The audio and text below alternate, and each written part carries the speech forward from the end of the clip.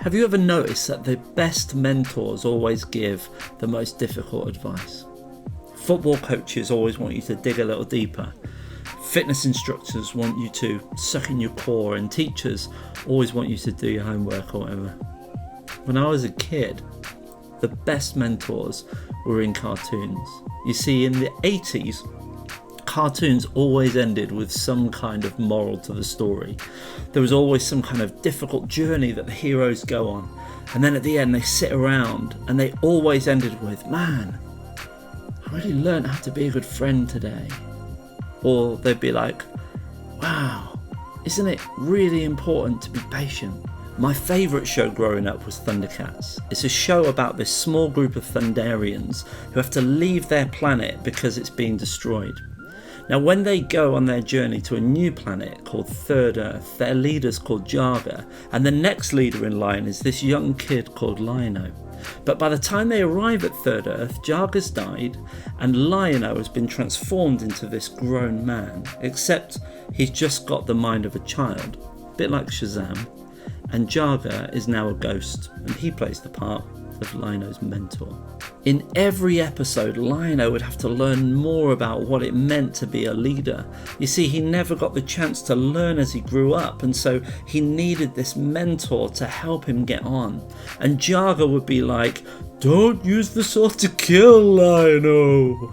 Or Liono would make a mistake with his friends and he'd be like, "Rely on your friends, Liono." And as much as it sounded like great advice and really good stuff to do, Liono would always receive those messages from Jarga as if it was bad news, as if it was difficult. And the truth is that when you're going through situations like Liono would go through in my old cartoon, it never sounds like good news when somebody points at you and says, "Here's something to learn." I think the whole point of the show was to demonstrate the kind of king Liono was becoming, the kind of way that he was becoming the person he was supposed to be. And no matter what went on in a week-by-week episode basis, he always found a way to dig a little deeper, work a little harder, and get to where he was supposed to be. In the Bible, we can read a letter from a guy called Paul.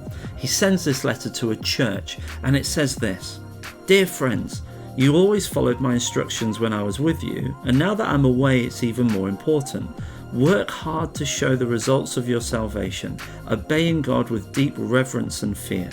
Now, I don't know about you, but when I get letters, I much prefer it when they say that they have heard that I'm doing really well and they want to congratulate me.